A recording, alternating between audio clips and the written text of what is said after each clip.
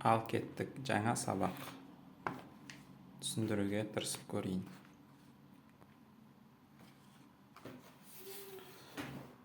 Тақсимул исми илл мақсур ва манқус ва сахих дейді.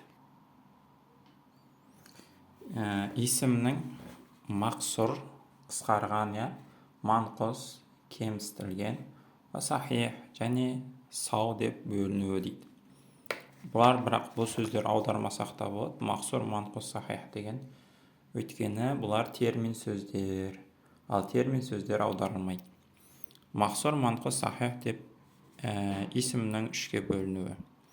Уянқасмул исмул му'рабу иля. Му'раб, иғрабқа түсетін исіміміз үш түрге бөлінеді дейді. Мақсур, манқус, сахих деп үш түрге бөлінеді. Фәл мақсур. Мақсур дегеніміз не? Мақсур дегеніміз мәкана ахируху алифан лазиматан дейді.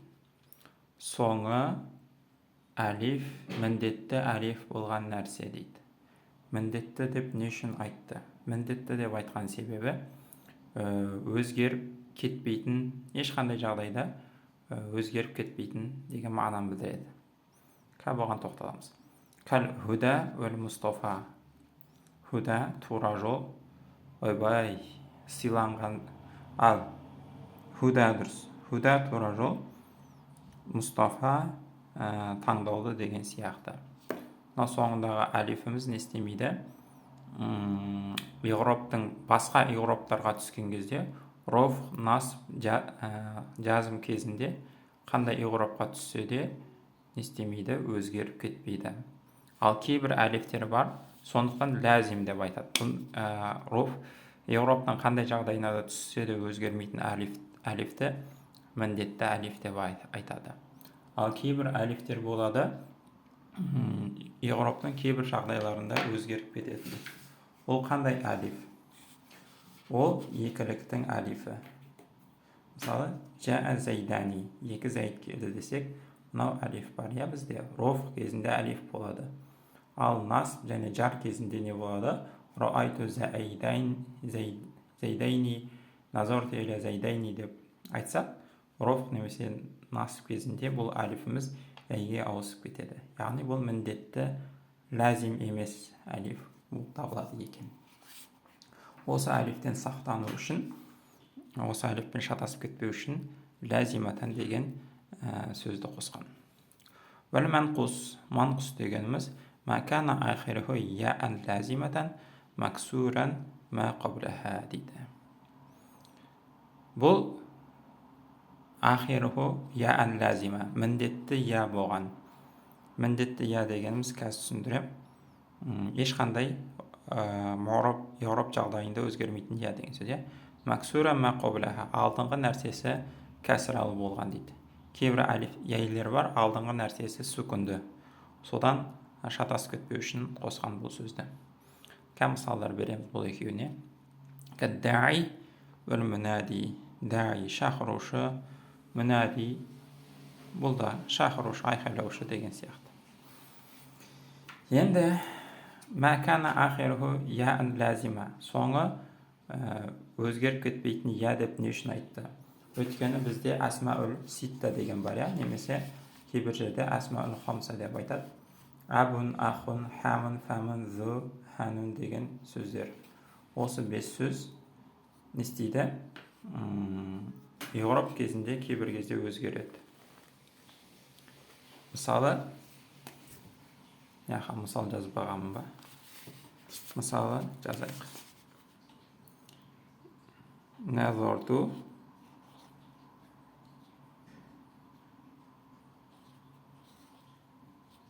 иля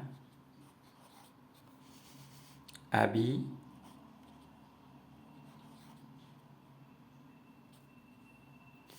назарту иля аби зайдин деге. Назарту қарадым иля аби зайдин. Зайдтың әкесіне қарадым дегенде, мынау бізде яй бар ғой, аби деген сөздегі. Аби зайдин. Осы яй өзгеріп кетеді. жар жағдайында әби болады. Насып кезінде тоже әби болады. Ал роф кезінде не болады? Әбу боп мынау яйымыз вауға өзгереді. Мысалы, жаа әбу зәйдин десеге, Зәйттің әкесі келді десек, роф кезінде әбу болады. Сол сияқты аху, хаму, фаму, зу, хану деген сөздерімізде не істейді? Роф кезінде вау болады да, ал насып жар кезінде яй болады. Яғни бұл яй, мынау яй бізде ләзим емес яй, міндетті яй емес, өзгеріп кете беретіндей.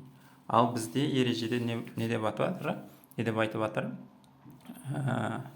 Мәкәна ахируху яән ләзима, міндетті яй болу керек деп жатыр. Міндетті яй дегеннің мағынасы не? Рофық, насып және жар кезінде өзгеріп кетпейтін яй деген мағынаны білдіреді екен. Мәксуран мә қобляха, алдыңғы нәрсесі кәсіралы болу керек деп айтып отыр. Әддәи деген сияқты. Өйткені алдыңғы нәрсесі кәсірәлі емес яйлер бар. Мысалы, зобюн, елік, ромюн, лақтыру деген сөздерді алсақ, ол алдыңғы сөзі сукун болып тұр. Алдыңғы әрпі сукун. Бұндай алдыңғы әрпі сукун болған яйлер бізде неге жатпайды? Манқусқа жатпайды, сахихқа жатады екен. Бұлар иғрапталған кезде сахих харіптер сияқты роф кезінде даммамен, насып кезінде фәтхамен, жар кезінде кәсірамен иғрапталады. Хаза зобюн, роайту зобян, назарту иля зобин деген сияқты. Ал манқустың иғрабы сәл басқаша. Ау?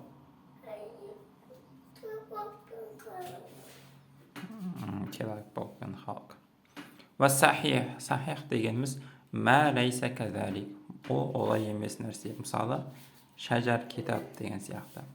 Яғни соңы алиф емес, соңы яй емес сөздер деп айтып отыр. Вайза нуинан манқусу, егер манқус сөзіміз тәнвинделсе, нуина. Мысалы, әл-худа, әл-мустафа дегенде алиф ләм тұр алдында. Осы алиф ләмін алып тастап айтатын болсақ, тәнвинмен айтатын болсақ, вайза нунун манқусу хузифат алифуху, онда бұның алифі түсіп қалады. Мысалы, әл-худа дегенде алифі түсіп қалады. Худан деп айтсақ, әл-мустафа дегендегі алиф түсіп қалады. Мустафан деп айтсақ. Мысалы, хаза фатан иттаба'a худан ва лам я'ти би азан дейді. Хаза фата, бұл жігіт, иттаба'a худан, тура жолға ерді, ва лам я'ти би азан, және алып келмеді жаманшылық, зиян алып келмеді. Осы жерде алиф ләмді қоссақ, әл-фата, әл-худа, әл-аза деп созып айту керекпіз. Алифті айту керекпіз. Бірақ тәнвинделсе, әлифі түсіп қалады екен дейді. Ол әлифі не үшін түсіп қалады дегенде, ол мәселені сарпта өтеміз. Сарп сабақтарында түсіндіреміз. Бұл жерде түсіндіруге болады, бірақ ол сарптың мәселесі, не үшін түсіп қалады деген.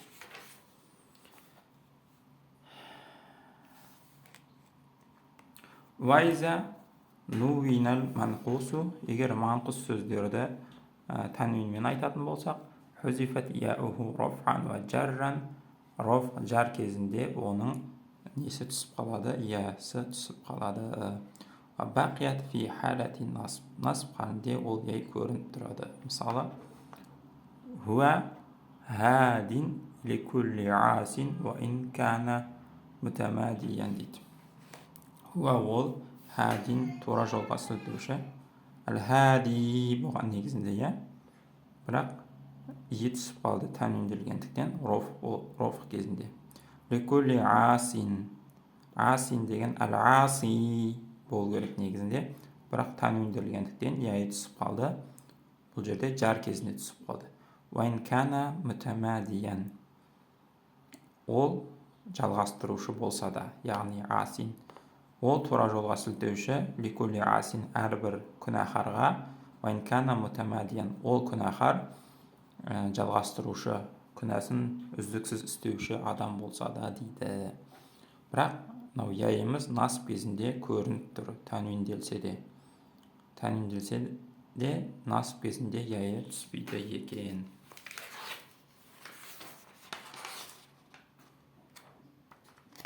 Ал біздің неміз, мақсұрымыз рофқ кезінде фәтән деген рофқ болып тұр негізінде.